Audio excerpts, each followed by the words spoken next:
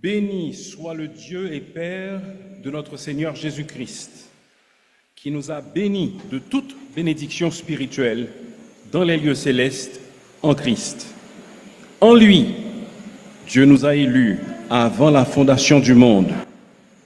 En lui, nous avons la rédemption par son sang. En lui, nous sommes devenus héritiers. Chers amis dans le Seigneur, frères et sœurs, bonjour.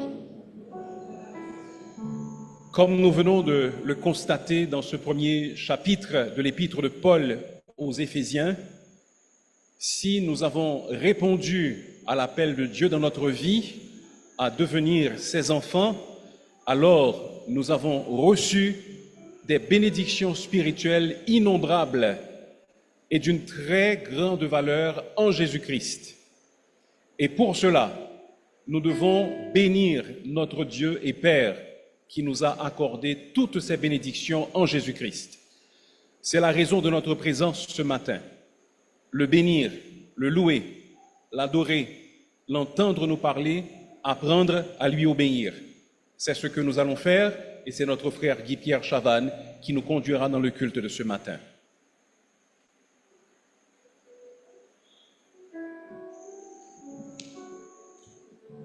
Je demande à l'Éternel une chose que je désire ardemment. Je voudrais habiter dans la maison de l'Éternel pour contempler la magnificence de l'Éternel et pour admirer son temple. Mes frères et mes sœurs, je vous invite à vous mettre debout et chantons successivement toujours ta divine présence. Et ensuite la doxologie Père, je t'adore au numéro 2 dans notre livret de chants.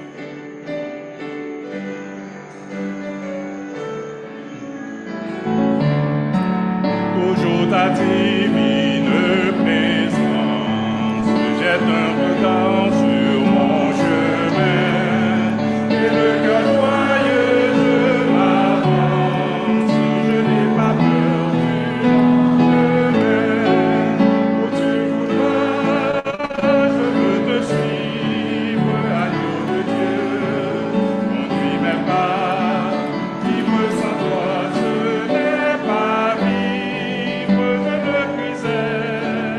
Où tu n'es pas,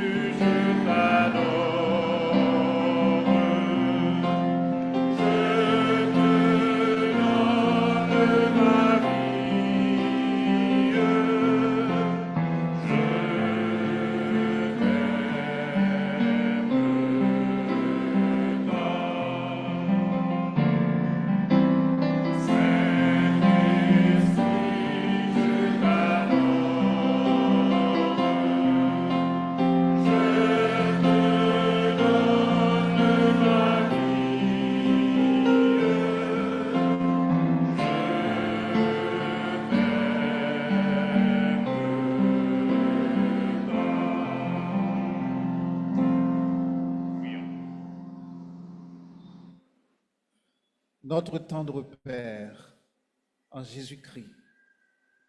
Quelle allégresse d'être en ta présence ce matin pour t'adorer, pour te louer. Tu es notre plus grand bien.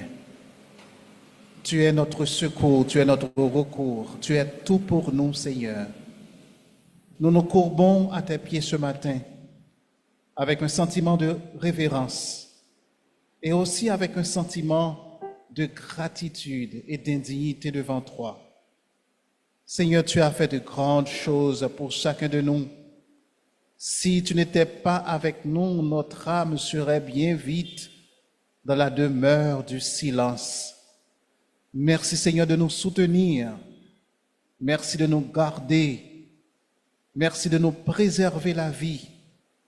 Et merci pour ce grand privilège que nous avons d'être ensemble pour t'adorer ce matin. Seigneur, nous te demandons de nous aider à être conscients que nous sommes des privilégiés.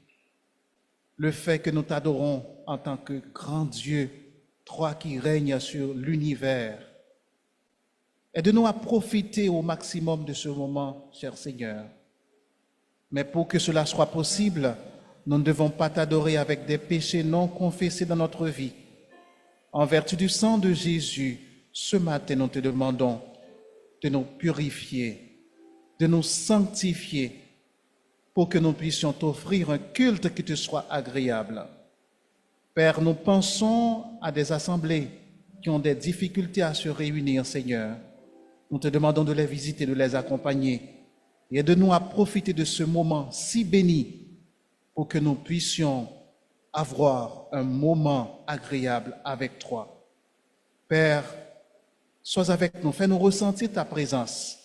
Permets que les cœurs soient encouragés à travers tout ce qui va être fait au cours de ce culte d'adoration.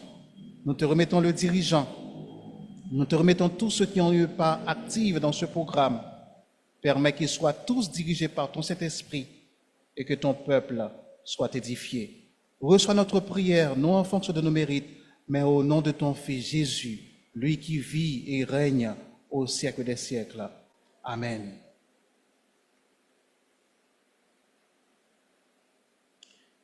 Plongeons nos regards dans la parole de Dieu, lisons ensemble, et de façon alternative, le psaume 37. Nous allons lire à partir du verset 1 jusqu'au verset 20. Psaume 37.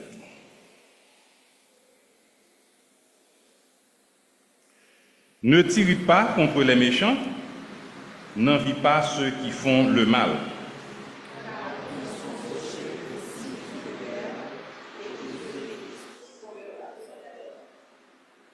Confie-toi en l'Éternel et pratique le bien. Aie le pays pour demeure et la fidélité pour pâture.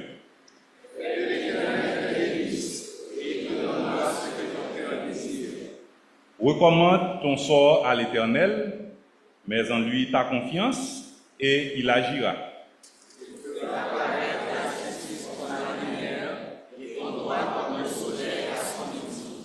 Garde le silence devant l'Éternel et espère en lui.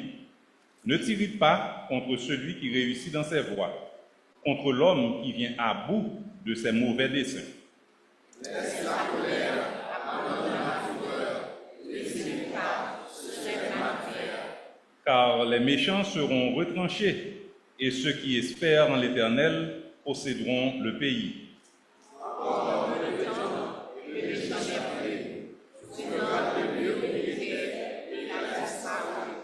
Les misérables possèdent le pays et ils jouissent abondamment de la paix.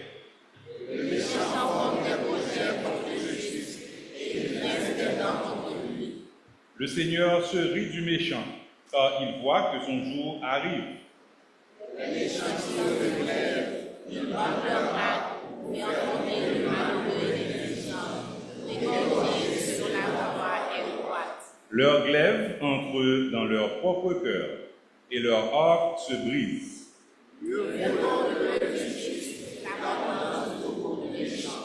Car les bras des méchants seront brisés, mais l'Éternel soutient les justes.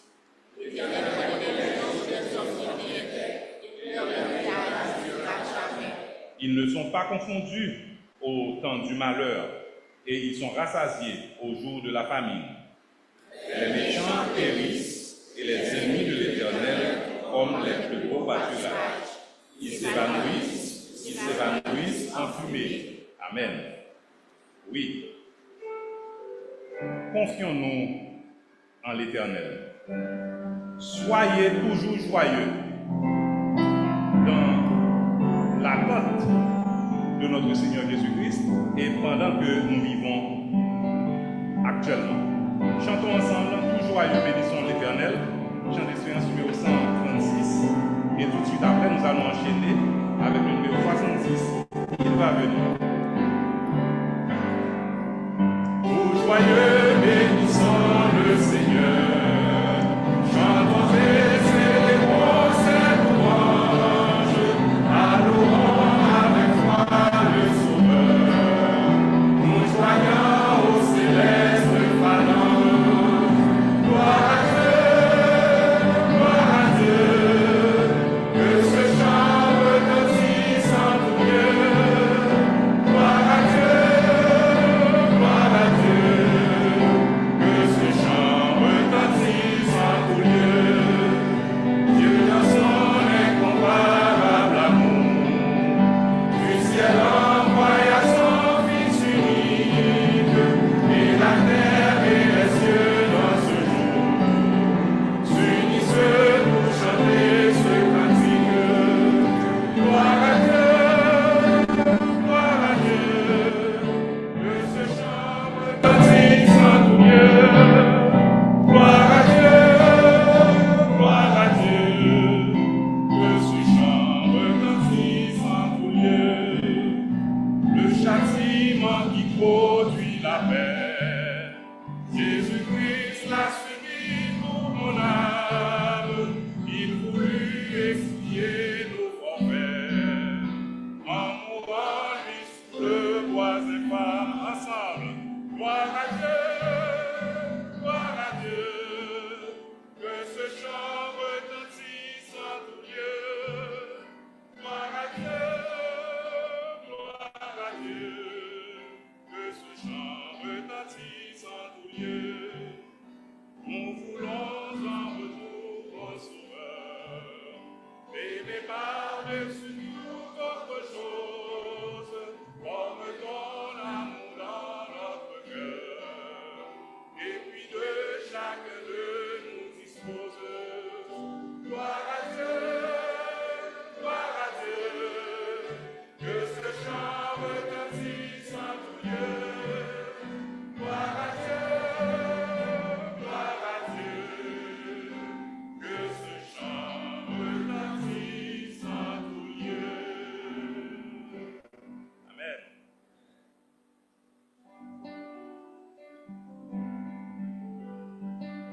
Toujours dans l'attente du retour de notre Seigneur, soyons toujours joyeux. Il va venir. Il va venir le Seigneur que j'adore. Bientôt sa voix retentira du ciel. À mes regards l'horizon se colore des purs rayons du soleil éternel. Gloire à toi seul, Seigneur Jésus. Gloire à ton nom, de ton beau ciel je ne sortirai plus.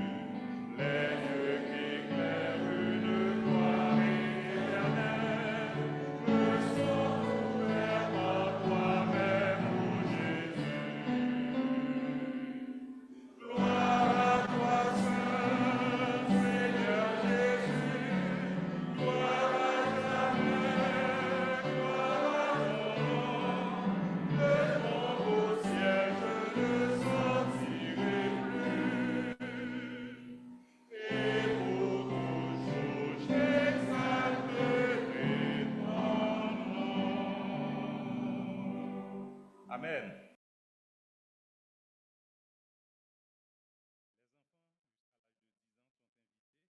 Prions le Seigneur. Notre Dieu, notre Père, nous sommes si reconnaissants envers toi. Et tu es bon pour l'Assemblée Shalom. Nous pouvons tous le dire avec conviction, avec assurance, car tu nous as donné les preuves de ta fidélité. Nous sommes encore au sein de cette communauté. Pendant 45 ans, tu as été fidèle envers nous. Tu as permis à ce que le flambeau de cette assemblée reste allumé en dépit de tout ce que nous avons connu dans ce pays. Covid-19, tremblement de terre, mais tu es là avec nos problèmes d'insécurité dans la zone. Mais Seigneur, tu nous as fait une grâce tout à fait spéciale et nous voulons te donner gloire ce matin, Seigneur. Nous ne voulons pas prendre ces choses pour acquis. Nous voulons, Seigneur, te dire merci d'être si bon envers nous.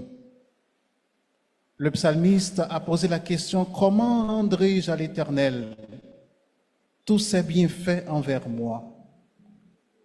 C'est cette même question que nous devons nous poser ici à l'Assemblée Shalom. Comment est-ce que nous pouvons te rendre tout ce que tu as fait envers nous? Aide-nous, Seigneur, à être conscients de toutes tes bénédictions envers nous. Aide-nous, Seigneur, à vivre avec un cœur reconnaissant envers toi. Aide-nous à profiter de l'occasion que nous avons pour mieux te servir, pour mieux aider nos frères, nos sœurs, pour les aimer, les supporter. Car la vie est courte. C'est ce moment que nous devons profiter, Seigneur, pour exercer notre ministère et pour aimer nos frères et sœurs dans la foi. Seigneur, nous sommes particulièrement reconnaissants envers toi pour les ouvriers de l'Assemblée. Ces hommes et ces femmes qui sont toujours fidèles, qui font des sacrifices, qui se sacrifient pour le fonctionnement, pour l'avancement de ton œuvre ici. Ils ont eu des difficultés au cours de l'année fiscale 2024-2025. Ils ont peut-être fait face aux problèmes d'incompréhension. Mais Seigneur, tu les as gardés, tu les as protégés, tu leur as donné la force et ils continuent jusqu'à présent à exercer leur ministère parmi nous. Nous te demandons de les bénir, de les garder, Seigneur. Nous prions que tu les aides à s'armer de zèle, de détermination, de dévouement pour continuer à exercer leur ministère parmi nous. Et comme nous l'avons dit, la moisson est encore grande. Seigneur, nous prions que tu bénisses les familles de ces ouvriers. Nous prions que tu leur accordes une protection tout à fait particulière. Seigneur, nous prions qu'il y ait d'autres ouvriers qui nous rejoignent dans ce ministère. Nous avons encore des choses à accomplir au sein de cette communauté.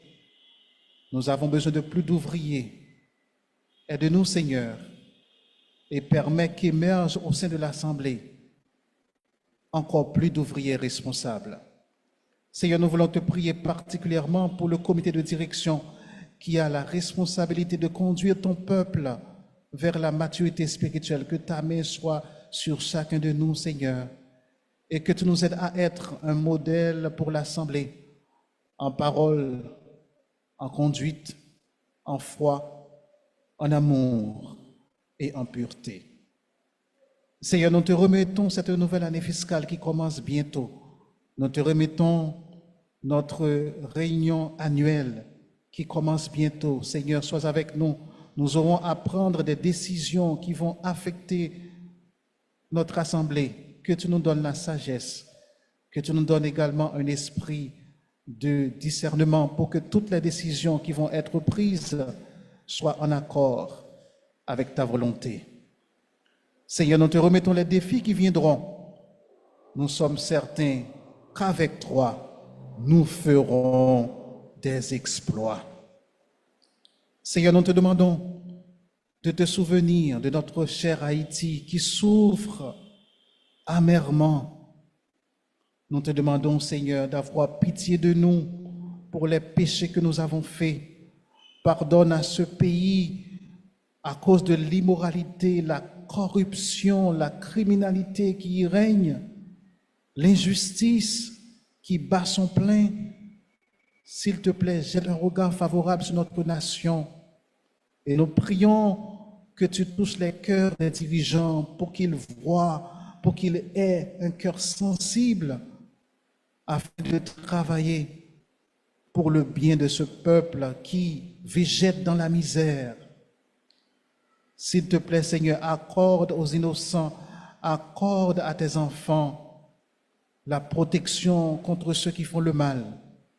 Seigneur, nous voulons vivre dans notre pays, nous voulons contribuer à l'avancement de notre nation.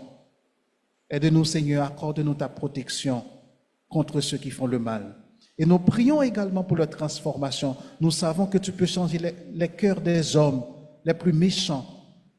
Nous te demandons, Seigneur, de toucher les cœurs de ces personnes pour qu'elles soient conscientes de l'impact de leurs actions et qu'elles se tournent vers toi, Seigneur. Père, nous te prions pour les anciens membres de l'Assemblée qui continuent à nous supporter par leurs prières, qui continuent à nous supporter par leur argent également. Là où ils se trouvent, nous te demandons de les bénir et de les garder. Seigneur, nous voulons nous réjouir avec la famille Joannis. Merci pour la naissance de leur bébé. Merci, Seigneur, pour ce que tu as fait également pour la famille Douce. Et merci pour ce que tu feras pour d'autres familles qui attendent une délivrance de ta part. Père, nous te prions, nous te remercions pour l'offrande que nous avons pu recueillir ce matin. Permets qu'elle soit utilisée à bon escient pour l'avancement de ton œuvre. Et nous prions pour ton serviteur qui va nous parler dans quelques minutes. Nous prions qu'il soit un instrument entre tes mains que tu utilises. Et permets encore une fois, cher Seigneur, que nous soyons prêts à recevoir ton enseignement et aussi à l'appliquer dans notre vie. Que ta main soit sur l'Assemblée Shalom, que tu nous gardes, que tu nous protèges, que tu nous fortifies et que tu nous aides à grandir dans notre relation avec toi et que tu nous aides également à grandir en amour fraternel. Reçois notre prière, non en fonction de nos mérites, mais au nom de ton Fils Jésus, à qui revienne la gloire, la puissance, l'honneur au siècle des siècles. Amen.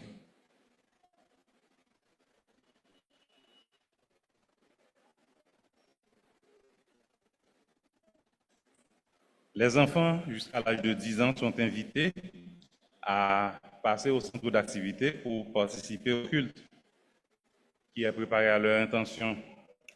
Je vous invite à ouvrir vos Bibles en Genèse 50.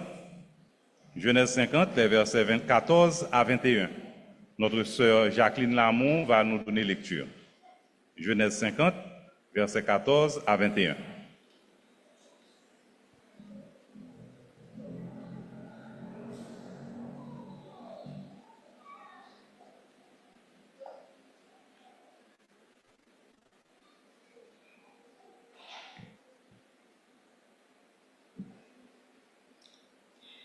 Genèse chapitre 50 du verset 14 au verset 21.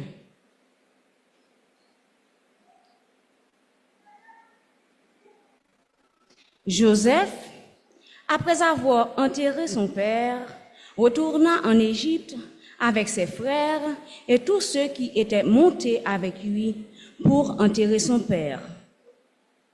Quand les frères de Joseph virent que leur père était mort, ils dirent: si Joseph nous prenait en haine et nous rendait tout le mal que nous lui avons fait, Et ils firent dire à Joseph, « Ton père a donné cet ordre avant de mourir. Vous parlerez ainsi à Joseph. Oh, pardonne le crime de tes frères et leurs péchés, car ils t'ont fait du mal. Pardonne maintenant le péché des serviteurs du Dieu de ton père. » Joseph pleura en entendant ces paroles. Ses frères vinrent eux-mêmes se prosterner devant lui, et ils dirent, « Nous sommes tes serviteurs. » Joseph leur dit, « Soyez sans crainte, car suis-je à la place de Dieu? Vous aviez médité de me faire du mal. Dieu l'a changé en bien pour accomplir ce qui arrive aujourd'hui, pour sauver la vie à un peuple nombreux. Soyez donc sans crainte. Je vous entretiendrai, vous et vos enfants. » Et il les consola en parlant à leur cœur. Parole du Seigneur.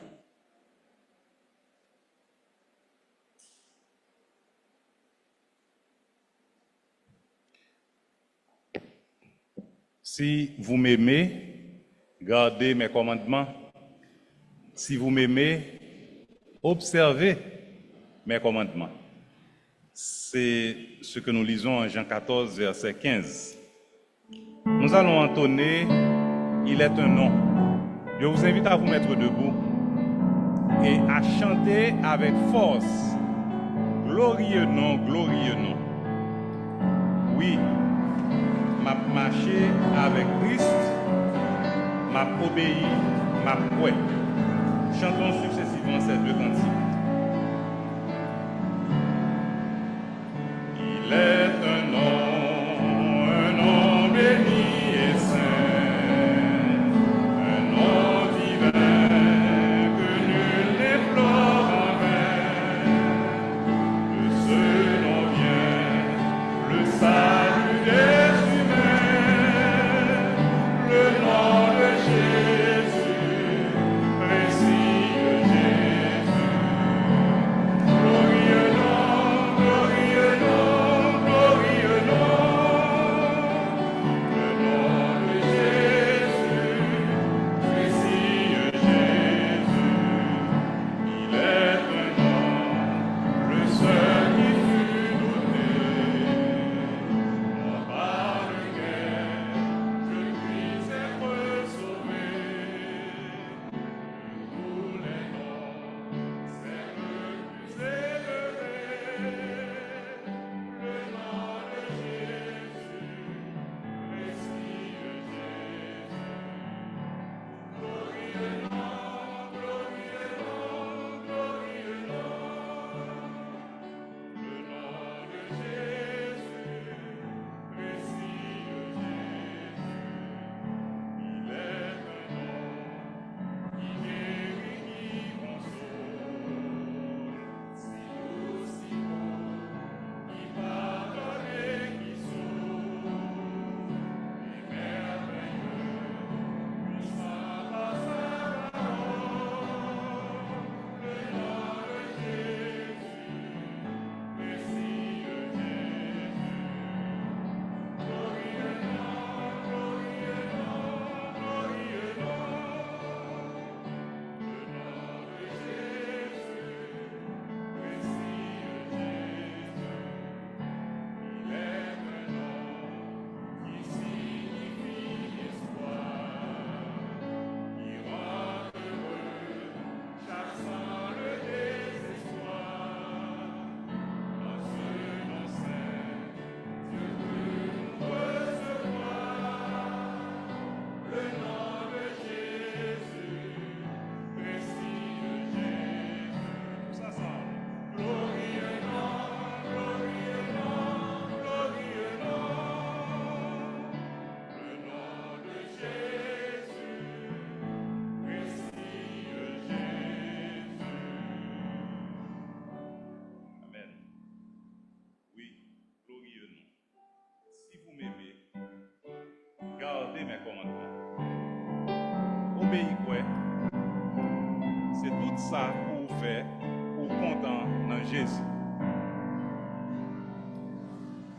Les m'a marché à Christ, en lumière parole, à la gloire qui voyait sur nous, les m'a fait volonté, l'irrété porté nous, et à tout le monde qui obéit,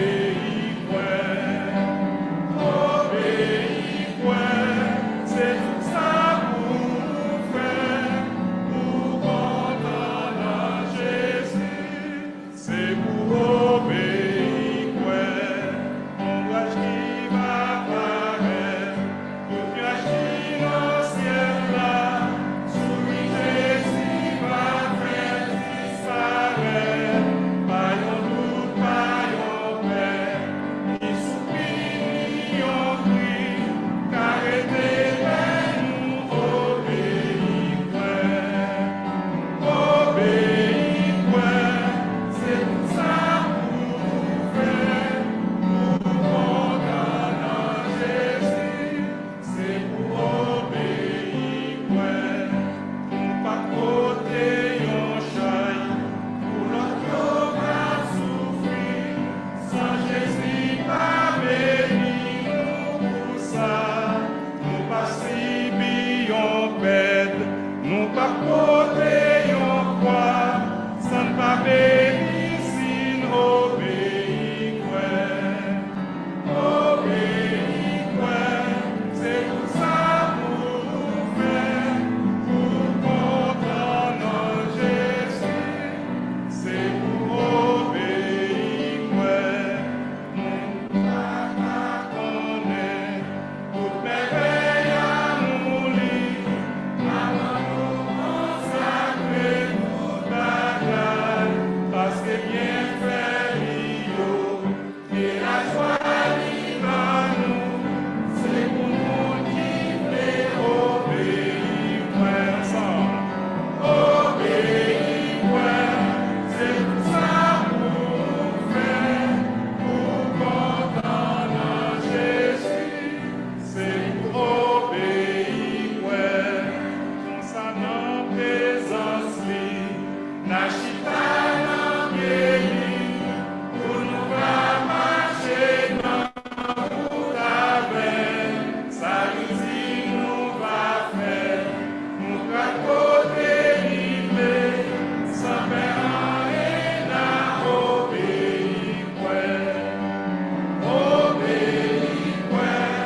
c'est tout ça pour faire, pour content dans Jésus, c'est pour obéir, oui, si nous même obéir quoi. Merci de vous asseoir. Et maintenant, soyez tout oui pour la prédication qui vous sera présentée par notre pasteur Jean-Maxime Pierre.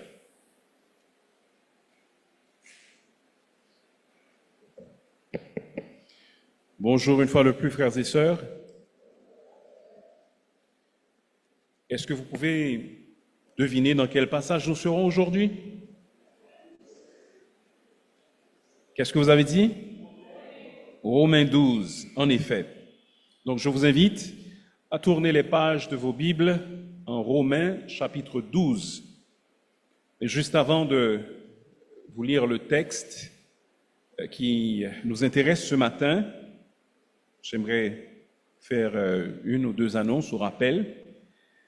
Premièrement, Jameson et Shumika Joannis sont heureux d'annoncer à l'Assemblée la naissance de Jamika Grace Joannis le 3 octobre 2025. La mère, l'enfant se portent bien, ainsi que le père. Il a voulu que je le précise. Donc, nous remercions le Seigneur pour la venue au monde de Jamika.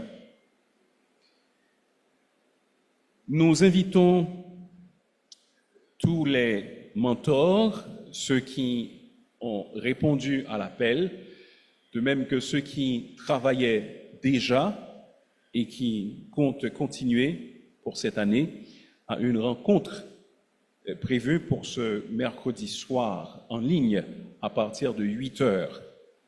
Donc, ce sera un peu plus tard que la réunion de prière. Donc, nous vous demandons de garder cette date et cette heure en tête en vue d'une rencontre de préparation pour cette nouvelle année dans le ministère de discipulat.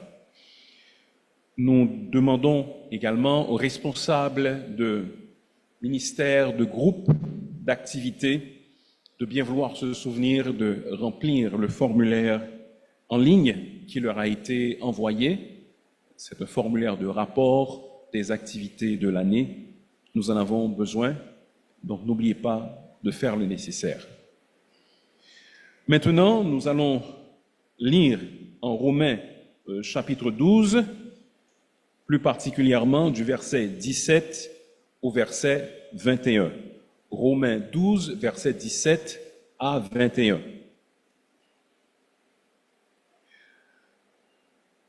Ne rendez à personne le mal pour le mal. Recherchez ce qui est bien devant tous les hommes. S'il est possible, autant que cela dépend de vous, soyez en paix avec tous les hommes. Ne vous vengez point vous-même, bien-aimés, mais laissez agir la colère, car il est écrit « À moi la vengeance, à moi la rétribution, dit le Seigneur. Mais si ton ennemi a faim, donne-lui à manger. S'il a soif, donne-lui à boire. Car en agissant ainsi, tu amasseras des charbons ardents sur sa tête. Ne te laisse pas vaincre par le mal, mais surmonte le mal par le bien. » Parole du Seigneur. Que feriez-vous si, en tant que croyant, en tant que chrétien, vous viviez dans un pays où vous êtes détesté? Les voisins déversent leurs immondices devant votre porte. On inscrit des graffitis sur les murs de votre maison. On vous refuse des soins de santé auxquels tous ont droit. Vous n'avez pas droit à des promotions à votre travail alors que vous êtes plus qualifié que les autres. Vos enfants sont harcelés à l'école parce qu'ils sont enfants de chrétiens et parce que eux également, ils sont chrétiens. Comment réagirions-nous dans une telle situation? Savez-vous que c'est le quotidien de certains chrétiens dans le monde? Cela leur arrive véritablement. En effet, nous vivons dans un monde qui est souvent hostile à notre égard. Et parfois, sans que nous le voulions, nous sommes en butte à la méchanceté, à l'envie, aux attaques des hommes. Dans une telle situation, que faire? Comment réagir? La parole de Dieu ne nous laisse pas sans réponse. Encore une fois, Romains chapitre 12 vient à notre secours et nous permet de savoir comment un chrétien qui a été transformé par la grâce de Dieu est censé se comporter. Et particulièrement dans ce passage, une vérité simple mais profonde se dégage, à savoir que dans les relations du croyant avec les hommes, le bien doit triompher du mal. Dans nos relations avec les autres, nous devons nous assurer que c'est le bien qui triomphe et non pas le mal. Les chrétiens, à l'époque de l'apôtre Paul, devaient subir pas mal de persécutions. Nous avons entendu, je vous l'ai dit déjà à plusieurs reprises, comment par exemple Néron, qui était empereur à l'époque où les épîtres du Nouveau Testament ont été écrites, a persécuté les croyants, les chrétiens. Entre autres, il a fait incendier Rome et il a accusé les chrétiens d'avoir été les incendiaires. On décrit également la cruauté inimaginable de Néron envers les chrétiens. Il les faisait enduire d'une substance qui ne se consumait pas et il les accrochait à ses jardins et il les faisait brûler. C'est ce qu'il faisait aux chrétiens. Donc vous pouvez vous imaginer comment étaient les chrétiens à cette époque. Cependant, l'apôtre Paul ici partage un message qui défie notre compréhension et qui défie également notre façon d'être de manière naturelle. Comment donc est-ce que le croyant s'assure que le bien triomphe du mal dans ses relations avec les hommes d'une manière générale? Car ici, il ne s'agit pas avant tout de ses relations avec les croyants, les autres membres de la maisonnée de la foi, mais avec les hommes d'une manière générale. Premièrement, le croyant rend le bien pour le mal. Il rend le bien pour le mal. Ne rendez à personne le mal pour le mal, recherchez ce qui est bien devant tous les hommes. La nature déchue que nous avons nous pousse immanquablement à vouloir rendre le mal pour le mal. C'est un réflexe de notre part. Tout comme nous clignons des yeux lorsqu'un objet s'approche brusquement et rapidement de notre visage, c'est un réflexe. Tout comme nous levons le bras pour nous protéger si quelqu'un vient nous assaillir, tout comme un serpent frappe et mord si on lui marche dessus, de même, il est naturel pour l'homme de vouloir rendre le mal pour le mal. Cependant, l'apôtre nous apprend qu'il faut désactiver ce réflexe en quelque sorte. Dans le domaine de l'enseignement, de l'apprentissage, on parle de désapprendre. Il y a certaines choses que nous devons désapprendre. À un moment ou à un autre, au cours de la durée de notre existence, il y a certaines choses que nous apprenons à dire, que nous apprenons à faire, mais que nous apprenons à mal faire ou à mal dire, ou que nous n'aurions pas dû apprendre du tout. En pareilles circonstances, nous avons besoin de les désapprendre. Et justement, rendre le mal pour le mal, c'est l'une des choses que nous avons besoin de désapprendre en tant que chrétiens.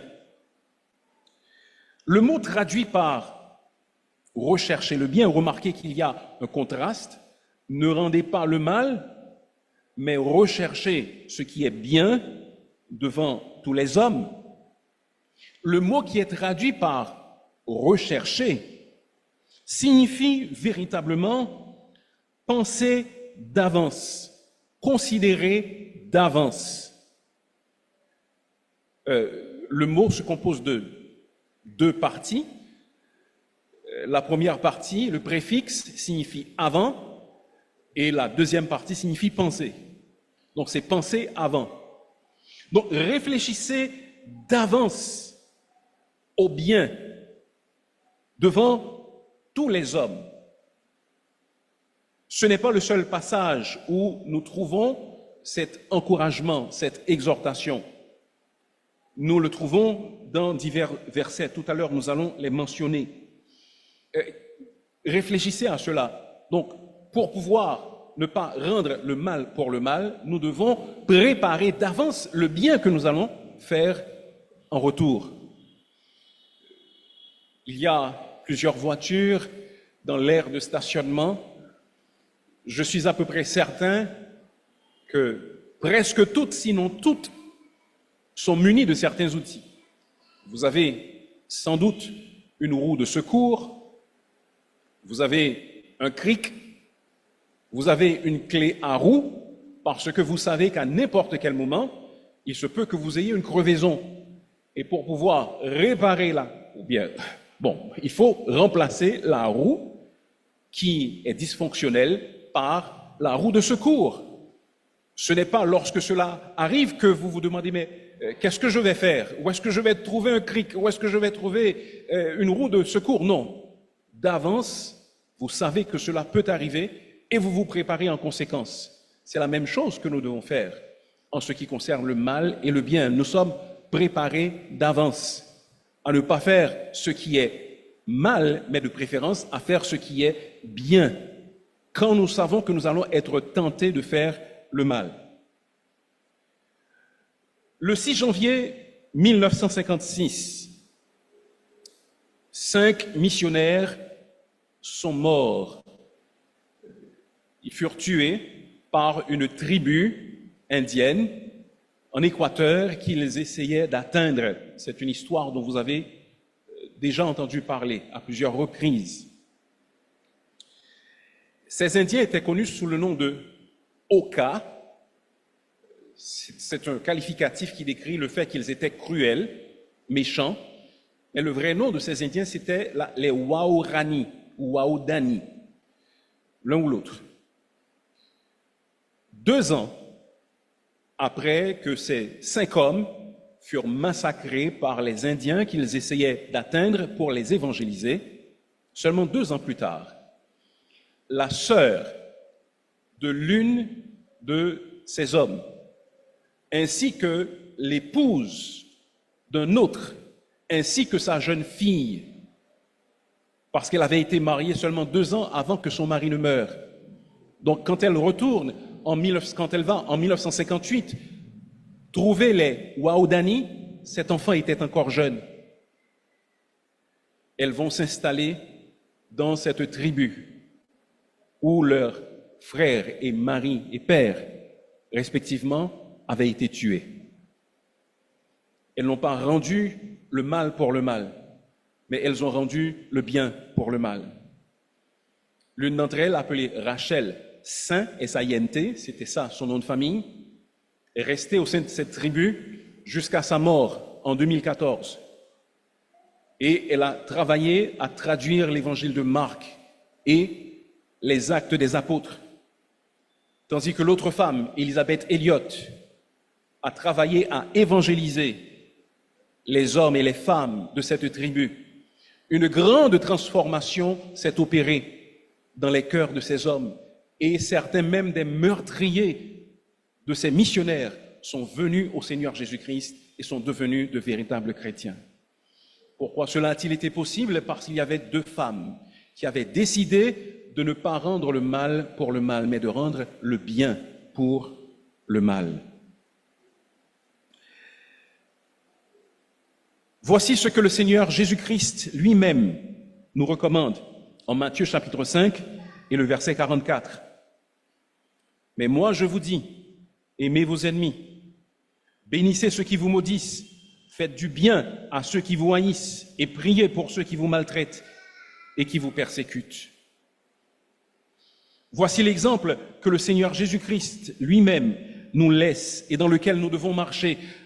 L'apôtre Pierre dit à propos du Seigneur Jésus-Christ, lui qui injuriait ne rendait point d'injure, maltraité ne faisait point de menaces, mais s'en remettait à celui qui juge justement. Rendre le mal pour le bien, c'est démoniaque. Rendre le bien pour le bien, c'est humain. Mais rendre le bien pour le mal, c'est chrétien. C'est même divin.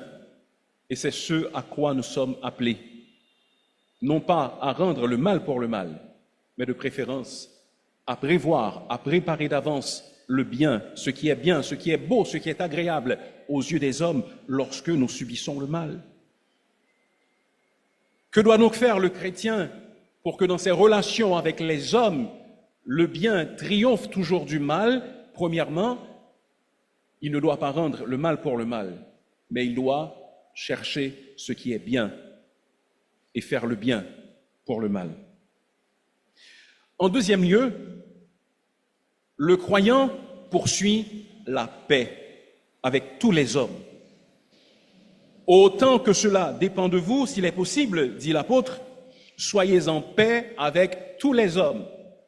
Pour que vos relations avec les hommes soient empreintes de cette victoire du bien sur le mal, recherchez la paix avec tous les hommes, autant que cela est possible. Au cours de cette année 2025, le nombre de conflits armés dans le monde dépasse la trentaine. Ça veut dire qu'il y a des conflits armés déclarés, ouverts dans le monde. Et il y a beaucoup d'autres petits conflits qui, si peut-être ils n'ont pas l'importance d'une guerre civile ou une guerre entre États, bien ces conflits sont quand même importants. À cela peuvent s'ajouter une multitude d'autres conflits, multitude entre personnes de même quartier ou de deux quartiers différents, conflits entre des membres d'une même famille, conflits au sein des églises. Eh bien, face à ces conflits, le Seigneur nous appelle à être des instruments de paix, parce qu'il nous dit que s'il est possible, autant que cela dépend de nous, nous devons chercher la paix, à être en paix avec tous les hommes. Souvent, nous nous trouvons en conflit avec d'autres personnes pour des raisons légitimes ou pas. Cependant, notre rôle en tant que croyants, ce n'est pas de mettre de l'huile sur le feu, mais c'est de préférence d'enterrer la hache de guerre. C'est de désamorcer la bombe, pas de mettre de l'huile sur le feu. Parfois, il ne sera pas possible pour le croyant d'être en paix avec les autres.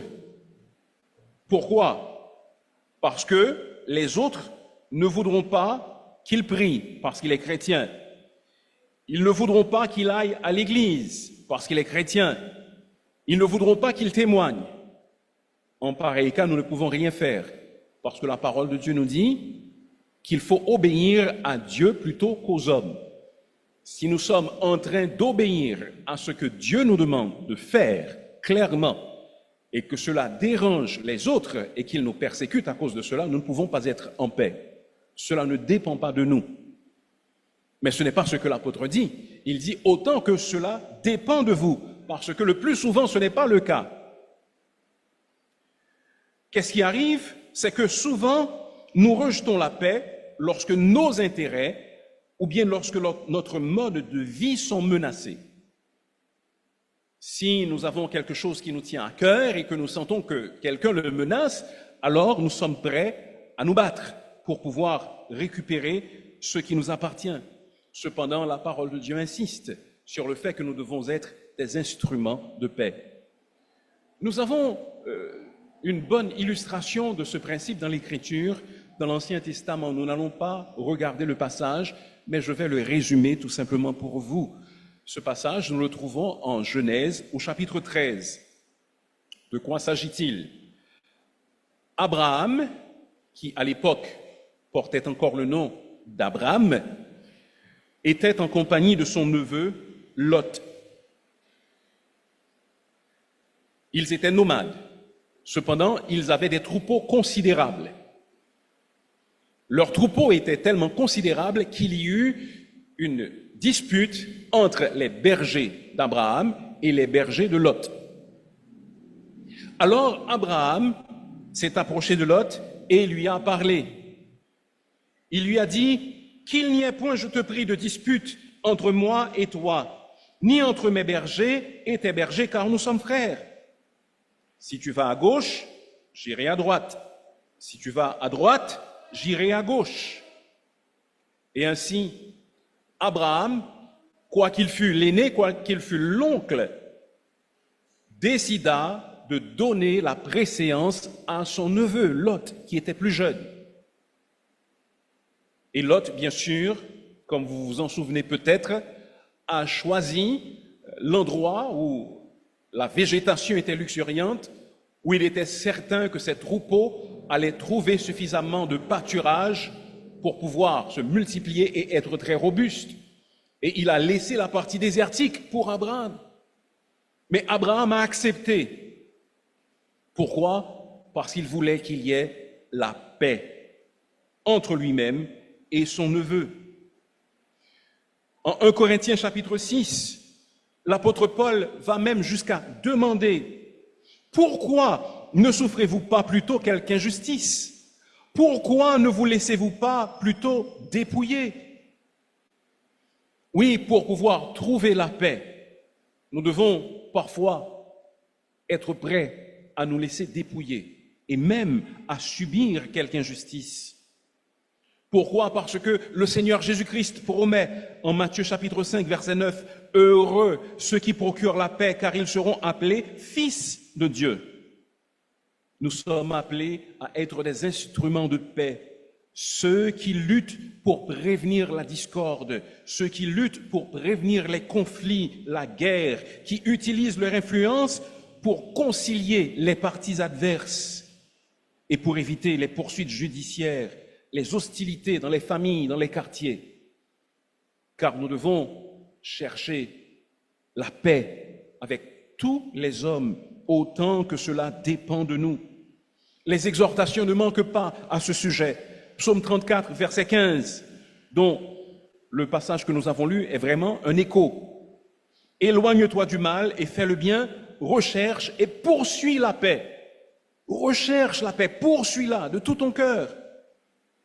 Hébreux 12, verset 14, « Recherchez la paix avec tous et la sanctification sans laquelle personne ne verra le Seigneur. » 1 Thessaloniciens 5, verset 15, « Prenez garde que personne ne rende à autrui le mal pour le mal, mais poursuivez toujours le bien, soit entre vous, soit envers tous. »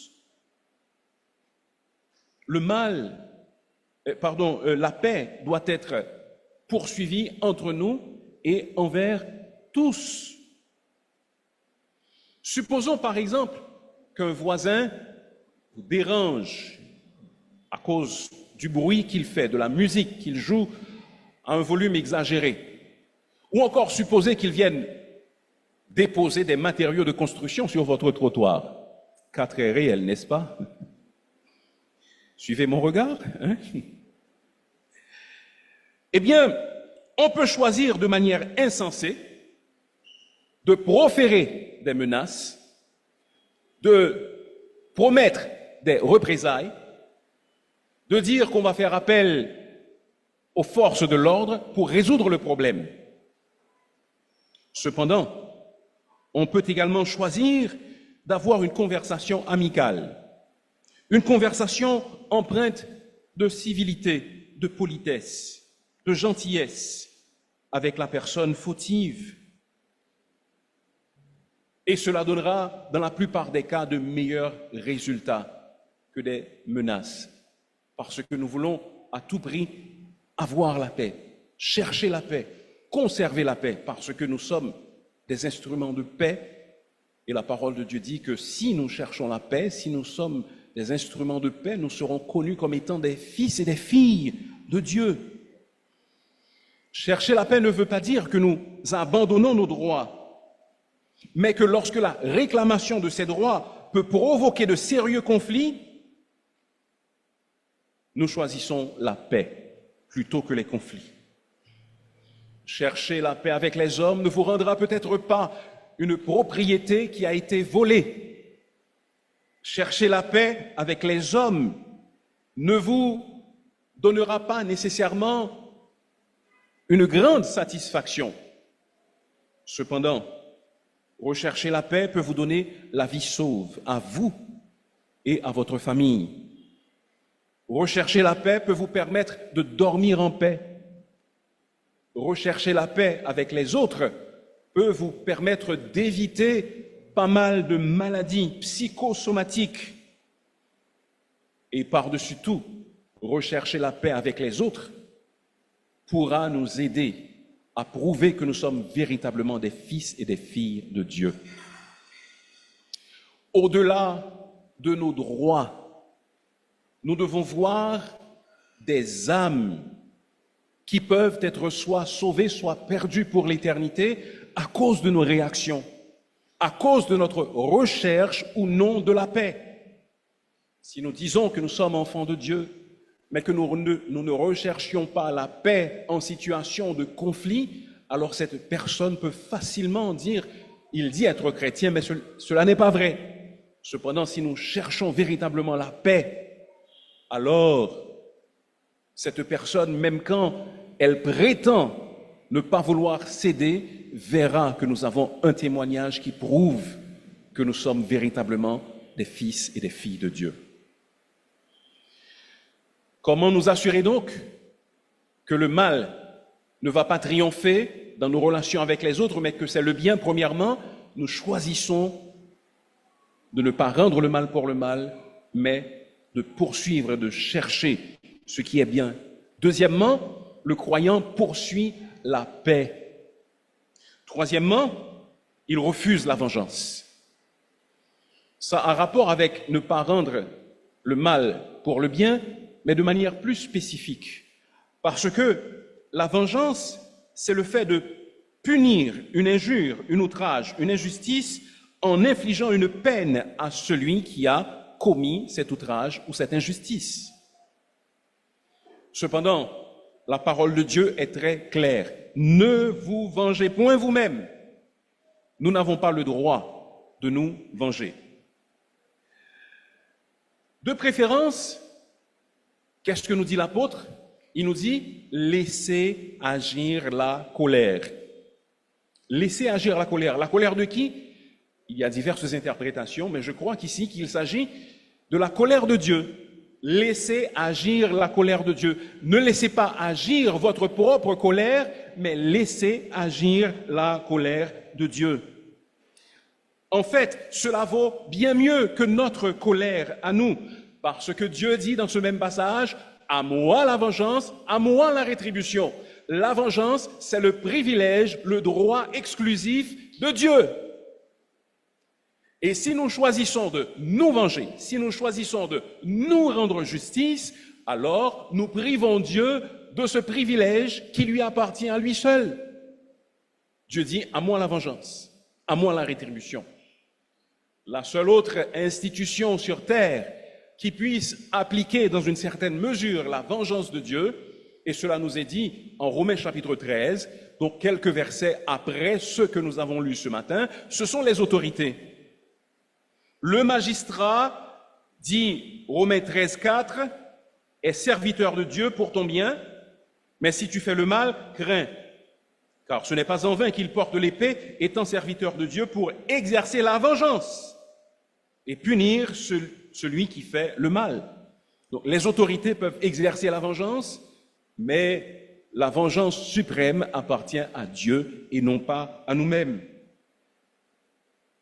Quelqu'un dira, mais la Bible dit, œil pour œil, dent pour dent. Combien d'entre vous ont déjà entendu cela ou l'ont déjà dit? Oui, c'est vrai que la Bible dit œil pour œil, dent pour dent. Cependant, ce n'est pas dans le cadre d'une justice personnelle que nous le faisons. Bien au contraire, ce texte est mentionné dans divers passages de l'Ancien Testament, comme Exode 21, 24, Lévitique 24, 20. Cependant, en Deutéronome, chapitre 19, verset 21, il est clair que cela doit se faire après comparution devant les sacrificateurs et devant les juges. Donc ce n'est pas quelqu'un qui est victime et qui décide de se rendre justice. Mais l'affaire va par devant des sacrificateurs, par devant des responsables, par devant des juges, et ils décident que telle chose doit être faite. Au lieu de favoriser la justice ou la revanche, bien au contraire, la loi du talion, c'est ainsi qu'on l'appelle, ça veut dire tout simplement la loi du mal réciproque, est conçue pour mettre fin à la vengeance. Parce que lorsque un œil est perdu et qu'on fait perdre un œil à celui qui est fautif, eh bien tout s'arrête là. Il y a des cultures où les meurtres par vengeance se font et ne s'arrêtent jamais. Un membre d'une famille est tué par le membre d'une autre famille. Alors, l'appareil est fait. Ensuite, et le va-et-vient se poursuit depuis des décennies, voire des siècles. Mais la loi du talion telle que prévue dans le Pentateuque n'est pas donnée pour que nous puissions nous faire justice, mais justement pour que la vengeance puisse connaître un terme. Donc ce n'est pas à nous de nous venger. Au lieu de se venger de son ennemi, le croyant de préférence doit lui faire du bien. Si ton ennemi a faim, donne-lui à manger. S'il a soif, donne-lui à boire. Ce comportement est assimilable à ce que l'apôtre dit, amasser des charbons ardents sur la tête de l'autre. Que veut dire cette expression? En faisant ceci, tu amasseras des charbons ardents sur sa tête. Eh bien, cela fait référence à une coutume égyptienne ancienne, où lorsqu'une personne disait regretter une faute, elle devait porter par-dessus sa tête des charbons ardents en public. Tout le monde devait le voir. Lorsque l'apôtre dit donc que faire du bien à son ennemi, c'est mettre des charbons ardents sur sa tête, ça veut dire quoi? Ça veut dire que nous allons créer une telle confusion, nous allons créer un tel remords de la part de celui qui nous fait du mal, que cette personne va finir par, dans beaucoup de cas, succomber à la conviction du Saint-Esprit dans son cœur. Elle va se sentir gênée, elle ne va pas pouvoir comprendre comment, après vous avoir fait tout ce mal, vous avez répondu par le bien. Cela lui sera absolument impossible. Bien sûr, ce n'est pas une loi universelle. Cependant, il y a des cas très particuliers où des gens se sont comportés de manière extrêmement cruelle avec des chrétiens. Mais lorsque l'étincelle de leur cruauté s'est noyée dans l'océan de l'amour et de la bonté des chrétiens, ces personnes se sont retournées et se sont converties au Seigneur Jésus-Christ. Beaucoup d'exemples de ce genre dans l'histoire. Si vous voulez voir quelqu'un, un païen qui ne connaît pas Dieu, ou même un frère qui est de mauvaise foi, si vous voulez voir quelqu'un confus, alors faites-lui du bien alors qu'il s'acharne à vous faire du mal. Nelson Mandela est un exemple emblématique de pardon, de bénédiction et de quelqu'un qui ne s'est pas vengé. Il a grandi dans un milieu méthodiste. À cause de ses activités politiques, il a dû passer 27 ans en prison. Il lisait souvent la Bible lorsqu'il était en prison. Lorsqu'il a été libéré en 1990, il aurait pu facilement, s'il avait été amer et revanchard, provoquer une guerre civile qui aurait enflammé toute l'Afrique du Sud. Cependant, ce ne fut pas son choix. À sa libération, Mandela n'a pas choisi d'humilier ses anciens oppresseurs. Au contraire, il a appelé à l'unité nationale. Il a invité certains de ses anciens gardiens de prison, certains des geôliers, il les a invités à venir participer à des cérémonies officielles. Il a été élu président en 1994 et il a invité le dernier président blanc du système de l'apartheid. Vous savez que le système de l'apartheid, c'est un système discriminatoire contre les Noirs. Il a invité Frédéric Willem de Klerk à être son vice-président. Et à eux deux, ils ont reçu le prix Nobel de la paix. Et bien sûr, l'Afrique du Sud est une nation qui connaît une stabilité parce que Mandela n'avait pas voulu se venger. De même, frères et sœurs, aujourd'hui, il se peut que nous ayons de profondes douleurs à cause de personnes qui nous ont fait du tort. Quelqu'un vous a-t-il giflé, frappé, blessé? Quelqu'un vous a-t-il subtilisé un bien quelconque? Vous a-t-on ravi une propriété? décidez de ne pas vous venger. Décidez de laisser agir la colère de Dieu. Je ne pense pas que nous puissions mieux récompenser nos ennemis que Dieu lui-même qui a promis de le faire. C'est son travail. Il peut bien mieux le faire que nous-mêmes. Laissons-le régler ses affaires avec nos ennemis. Comment il le fera? Il peut s'y prendre de manière diverse. Il peut le faire dans cette vie, il peut le faire dans l'au-delà. Est-ce que vous pensez que ceux qui, par exemple, se font exploser, pensant qu'ils vont quelque part dans un certain paradis pour trouver 72 vierges, comme on le leur promet faussement, est-ce que vous pensez qu'ils ne font que disparaître et que c'est la fin ou qu'ils vont vraiment vers un paradis? Ah non! Dieu a dit, à moi la vengeance, à moi la rétribution. Et encore, c'est une chose terrible de tomber entre les mains du Dieu vivant. Dieu leur réserve la punition qu'ils méritent. Dieu se vengera. Il a le droit de se venger, car il est le souverain, le justicier de l'univers. Alors laissons-lui la vengeance. Ne la prenons pas entre ses mains. Nous ne pouvons pas manipuler cet instrument, cette arme. C'est trop dangereux pour nous. Faisons-lui confiance. Donc, dans ses relations avec les hommes, le bien doit triompher du mal pour le croyant. Comment cela se fait-il? Premièrement, il rend le bien pour le mal. Il cherche ce qui est bien, il ne rend pas le mal pour le mal. Deuxièmement, il poursuit la paix avec tous les hommes autant que cela est possible. Et enfin, il refuse de se venger. Peut-être êtes-vous au courant de ce qui s'est passé il y a seulement quelques semaines. Le mercredi 10 septembre, cela fait donc moins d'un mois, un activiste politique chrétien, conservateur américain, du nom de Charlie Kirk, âgé de 31 ans, a été assassiné sur un campus universitaire.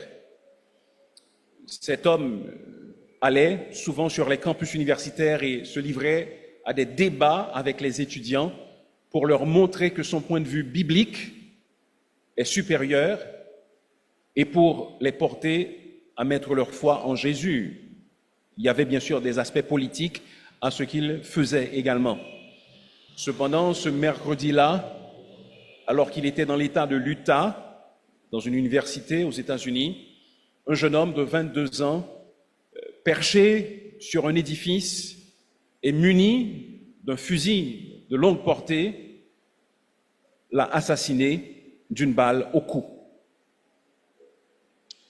Il y a exactement 2 semaines, les funérailles de cet homme de 31 ans ont eu lieu. Il a laissé sa femme et 2 très jeunes enfants.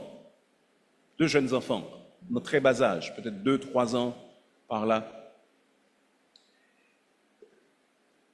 Cette cérémonie a eu lieu dans un stade comble. De très hautes autorités américaines étaient présentes à cette cérémonie, dont même le président et le vice-président des États-Unis. Cependant, ce qui a le plus marqué l'attention collective, ce sont les déclarations de la femme de Charlie Kirk. Voici ce qu'elle a dit dans son discours. Cet homme, ce jeune homme qui a tué mon mari, voulait-elle dire, je lui pardonne. Je lui pardonne parce que c'est ce que Christ a fait et c'est ce que Charlie ferait. La réponse à la haine n'est pas la haine. La réponse que nous donne l'Évangile est l'amour, et toujours l'amour. L'amour pour nos ennemis et l'amour pour ceux qui nous persécutent. Voilà quels ont été les mots de cette femme. Je pense qu'elle a parfaitement compris l'esprit de Romains chapitre 12, versets 17 à 21. Qu'en est-il pour nous? Rien ne nous fait ressembler davantage au Seigneur Jésus-Christ que le fait pour nous d'aimer nos ennemis, que le fait pour nous de rendre le bien pour le mal, de chercher la paix avec tous et de ne pas chercher à nous venger. Car alors nous ressemblons au Seigneur Jésus-Christ qui, mourant sur la croix et sur les coups infâmes de ses adversaires, de ses bourreaux, put dire à son Père, « Père, pardonne-leur, car ils ne savent pas ce qu'ils font. » C'est l'exemple que nous a laissé le Seigneur Jésus-Christ. Et nous sommes appelés à marcher dans ses traces. Ce n'est pas facile, ce n'est pas simple. Cependant, c'est le devoir qui nous incombe. Que le Seigneur nous aide à rendre le bien pour le mal, qu'il nous aide à poursuivre la paix et qu'il nous aide par-dessus tout à refuser chaque jour la vengeance, mais plutôt à chercher le bien de nos ennemis. Prions le Seigneur. Merci, ô notre Dieu, pour ces paroles que tu nous as données dans l'Écriture et qui nous indiquent comment nous devons vivre pour toi. Certainement, certains parmi nous ont du ressentiment dans le cœur, de l'amertume. Nous en voulons à des personnes qui nous ont dérangés, qui nous ont affligés, qui nous ont fait du tort. Cependant, Éternel, aide-nous à nous débarrasser de ces choses et à apprendre à pardonner et à faire triompher le bien et non le mal dans nos vies, dans nos cœurs, dans nos communautés. Pendant que vos têtes sont baissées, gardez les yeux fermés. Le Seigneur me met sur le cœur de m'adresser brièvement à vous pendant ce temps. Quelqu'un dirait-il ce matin, je sais que dans mon cœur, je n'ai pas rendu le bien pour le mal. Je sais que dans mon cœur, je n'ai pas cherché la paix. Je sais que dans mon cœur, j'ai un désir de vengeance. Et je demande au Seigneur de m'aider. Je demande au Seigneur de m'aider à ne pas me laisser surmonter par le mal, mais à surmonter le mal par le bien. Quelqu'un dirait-il cela? Je demande la prière et je veux que le Seigneur m'aide à surmonter le mal par le bien. Est-ce que vous voulez faire signe de la main? Que le Seigneur m'aide à rendre le bien pour le mal. Plusieurs mains se sont levées. Gardez vos têtes baissées, vos yeux fermés pendant que je vous parle. Merci, vous pouvez baisser la main. Y aurait-il d'autres personnes à dire « J'ai besoin de prière et je veux que le Seigneur m'aide à pardonner, à rendre le bien pour le mal ». Merci pour ceux qui ont laissé leur cœur être touchés à ce message. Prions. Ô Dieu, nous ne sommes pas dignes de recevoir ta grâce. Nous sommes des créatures perdues, faibles. Cependant, ce matin, tu nous as parlé par ta parole. Nous savons que nous ne sommes pas parfaits. Nous savons que nous ne serons jamais à la hauteur, à la mesure de la stature parfaite de Christ. Néanmoins, nous soupirons à lui ressembler et à nous laisser guider par ton Saint-Esprit. Aide-nous, ô Dieu, à pardonner. Nous prions particulièrement pour ces frères et sœurs qui ont de la rancœur, qui n'ont pas cherché la paix, qui ont un désir peut-être insatiable de se venger. Ô Seigneur, que tu fasses triompher le bien dans leur cœur, qu'ils surmontent le mal par le bien. Nous t'en supplions. Accorde-nous à tous cette grâce, non que nous en soyons dignes, mais parce que nous t'en prions au nom de Jésus, notre divin Sauveur. Amen.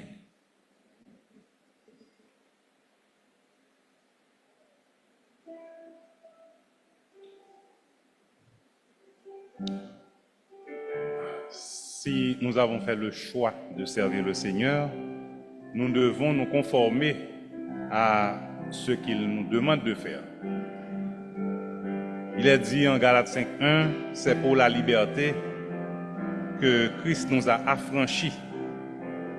Alors demeurez donc fermes et ne vous laissez pas de nouveau mettre sous le joug de la servitude. Mettons-nous debout, Église, et chantons ensemble Debout, Église, lève-toi, courageuse et vaillante. Montrons que nous pouvons et que nous avons l'amour du Seigneur qui nous dirige. Debout, Église, lève-toi, courageuse et vaillante. Accours à l'ombre de Jésus, l'âme heureuse et croyante. Il vit,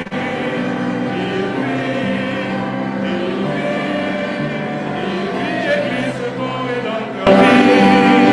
Il vit, ton Rédempteur vit. Son ordre, jouir du temps qui passe, non rien n'est grand et rien ne vaut la route que Dieu trace. Il vit,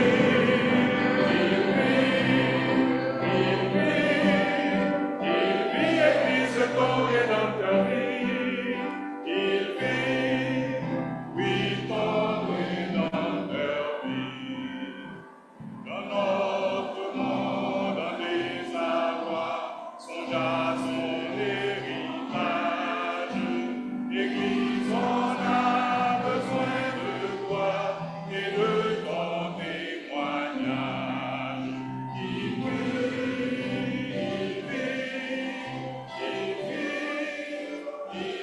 Église, ton Rédempteur vit. Il vit, oui, ton Rédempteur vit. Jésus a remporté pour toi une pleine victoire. Combat donc et tu recevras la couronne de gloire. Il vit,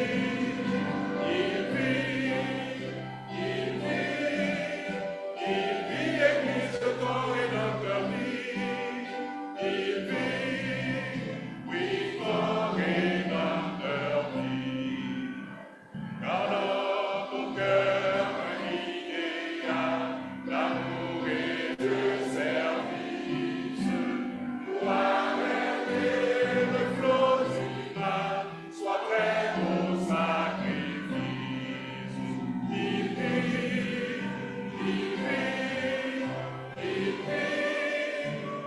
vit, Église, ton Rédempteur vit. Il vit, oui, ton Rédempteur vit. Amen. Oui, Seigneur, nous voulons garder dans notre cœur un idéal d'amour et de service pour arrêter le flot du mal.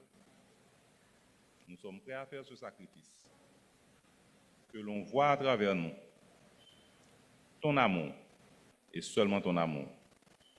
Nous te prions ainsi au nom de ton Fils Jésus-Christ. Amen.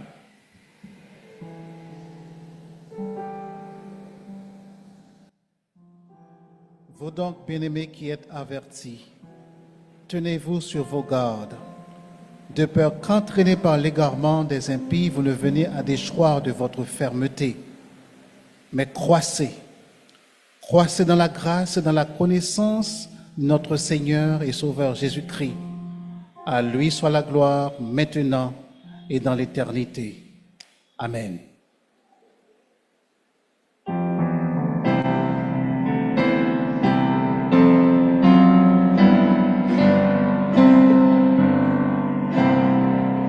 Bon dimanche à vous tous.